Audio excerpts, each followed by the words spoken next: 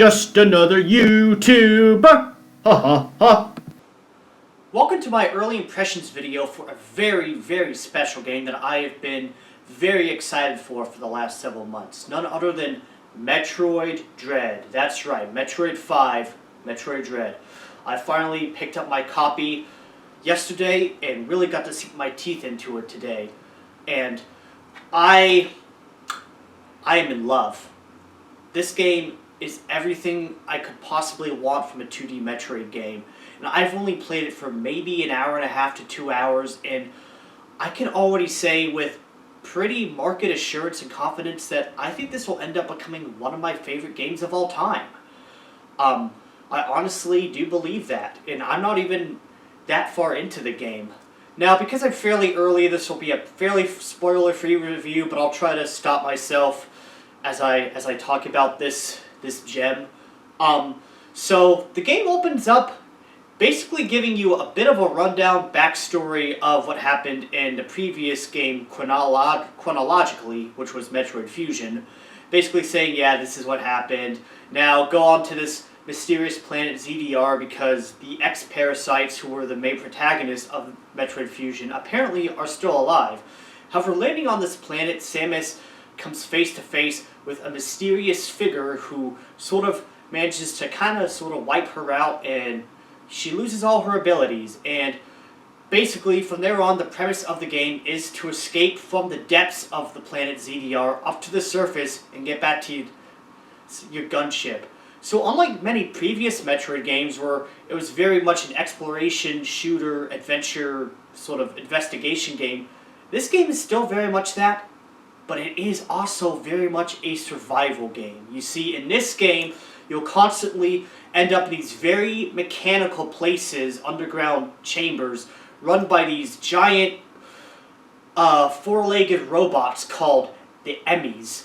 And these things are intense. Like, if you remember Zelda Breath of the Wild, what it was like running into a guardian for the first time, well, this is that, but like times 1,000. Like, these guys do not mess around. You are almost, if they get you, you're dead. It's like, you try to run, they get you, you're dead. And you gotta be on your toes, on your feet. You gotta be running as soon as these guys find you. And it really adds a lot of suspense to this game and just a lot of tension, and I love that. Now, in terms of the Emmys themselves, it's hard to say that they're scary per se as like the doppelganger Samus Aran from Metroid Fusion. I don't know, there's just something about doppelganger Samuses that just scare me. But from a gameplay perspective, these guys really keep you on your toes, and they're brilliant. And then the rest of the gameplay, is Samus, navigating all these different chambers and corridors. It's got all the great feedback loop that we've seen in Metroid games in the past, and just expands on them. There's some new abilities. There's the spider crawl ability that you have in this game, allowing you to climb up, these blue colored walls like you're a Spider-Man Samus, Spider Samus. And it also has the Ion ability, which returns from Metroid Samus Returns. And I've only really dabbled into it a little bit, but so far, it adds a new ability that wasn't even in Samus Returns, which I see being a great asset, especially amongst further encounters with the Emmy robots. I just want to say controlling Samus in this game just feels perfect. Just really, really good. Like, moving in all directions, aiming Samus's arm cannon as usual, shooting missiles.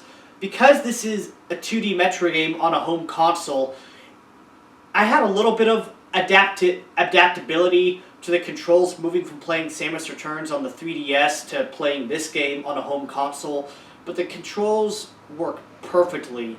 Once you get everything under control, which is fairly quickly, things just click, and from there on out, you are good to go exploring. I want to say I've really only scratched the surface of Planet ZDR, or I haven't even scratched the surface, literally. I'm only on the first area of this game, Artaria, and this area is huge. Like, it is massive. gotten maybe a little more than halfway through this first area of the game, and it is so huge, and it is also varied. Like, I have already, in my time playing this game for a couple of hours, gone through these super mechanical chambers with these Emmy, gone through these areas with just roaring grand waterfalls, gone through these fiery chambers. There's so much variety to this world. And to cap it off, the game looks beautiful. Like, the graphics in this game are outstanding. Like, the roaring waterfalls. Like, the designs of all the backgrounds. Samus Aran's designs herself. Even the enemy designs. And the few boss designs. They are all just top notch. This is one of possibly the best looking Nintendo Switch games I've played to date.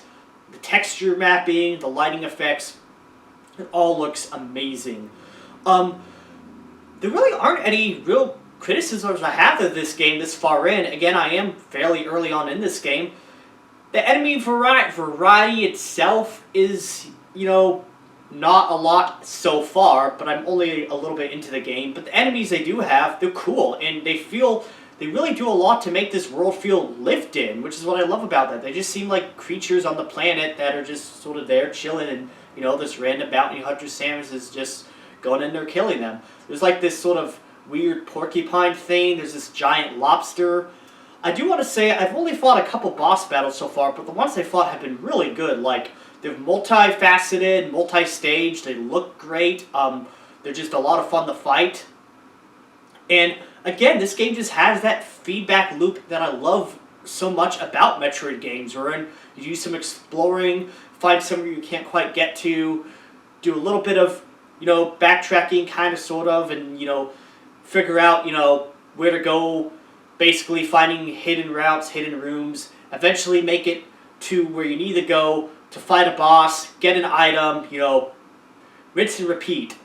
But this game really evolves that concept by really adding the sense of almost stealth and almost survival element to it. Like, it's definitely not a survival horror game per se, but it kind of has that sort of element sort of mixed into it, just like a little bit.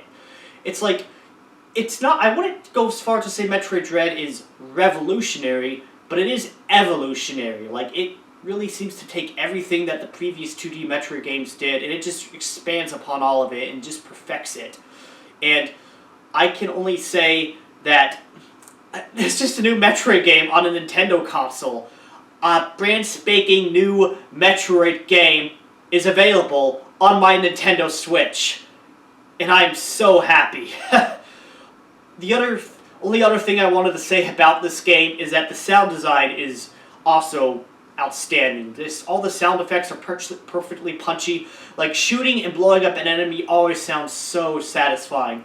The music itself is very atmospheric. So far in the game, I haven't heard any tunes that are really standout tracks yet. But I'm sure that will change. And these are just my early impressions of this game. And I'm absolutely going to give a full review once I finish this game, probably a couple times at least. But from what I can say, yeah, I know this game is a masterpiece, and I am very confident that this is going to be one of my favorite games of all time. And I'm just so happy that this game exists. Metroid Dread exists, guys. Metroid Dread exists, and it is awesome. Yeah. No, this game is just so fantastic. If you haven't played it yet, go get it now. Just go buy this game. I don't care what you have to do, as long as it's legal. Buy Metroid Dread right freaking now. Beat. Let's go, folks. Thank you.